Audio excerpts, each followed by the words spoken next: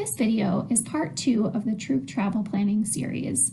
In this video, we'll talk about group dynamics, travel preparedness involving parents and chaperones, setting participant expectations, and cross-cultural experiences. Let's get started.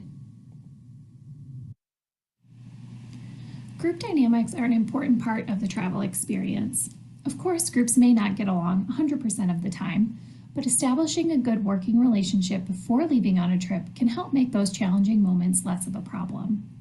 There are many ways to build relationships within your group. For some groups, the act of planning may be enough. Others might benefit from cooperative games or challenge course activities.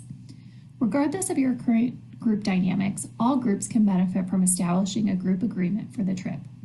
Work together as a group to decide how you'll handle disagreements and emergencies, considering things like safety rules, curfews, and mealtime decisions.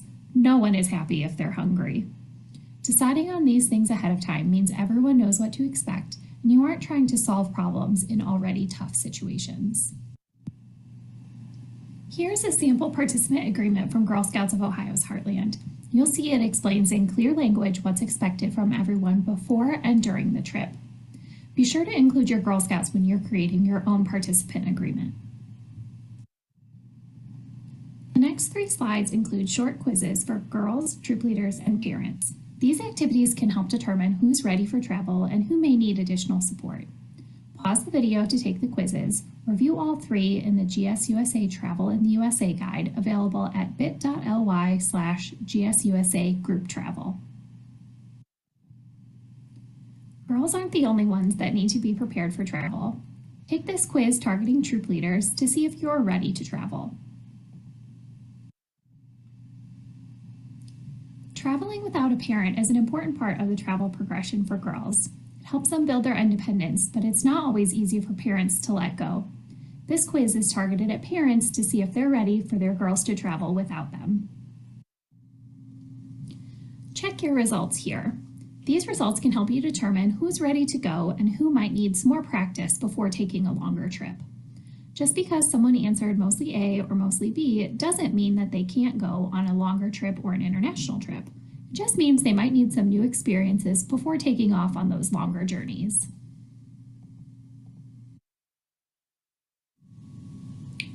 It's important to involve parents and chaperones from the very beginning. Make sure to discuss expectations, including financial, with all adults. Chaperones should have a clear role and responsibility. They should know emergency plans and be prepared for the trip to be more work than a regular vacation. Prior to any trip, you should hold at least one parent and guardian meeting with the girls and adults.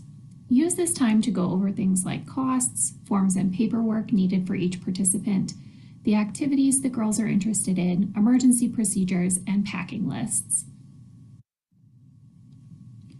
Being a chaperone isn't for everyone. If an adult has a hard time dealing with the stress of traveling with their own family, they may have an even harder time traveling with a large group of girls.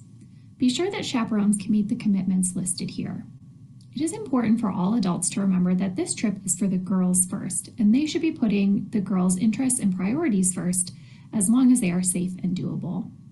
Travel, especially longer and international travel, is a great independence builder for girls.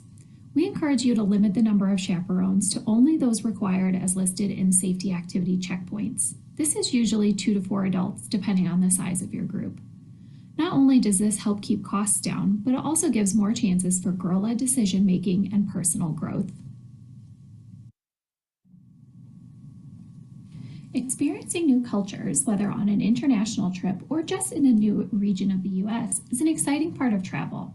But all that newness can also be challenging. One of the best ways to avoid culture shock is to do research ahead of time.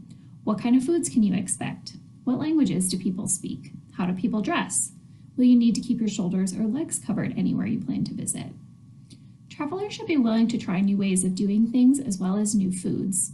You should be respectful of others' religions and values, especially if you'll be visiting any churches, temples, or other places of worship. Travelers should also be aware that people view the United States from a different perspective abroad.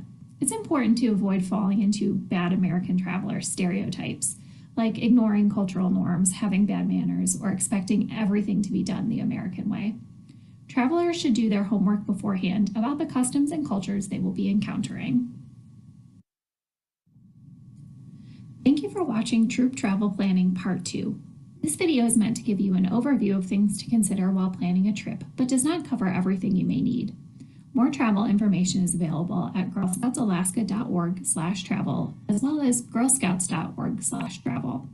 If you haven't already, be sure to watch Troop Travel Planning Part 1 for information about paperwork and other council requirements.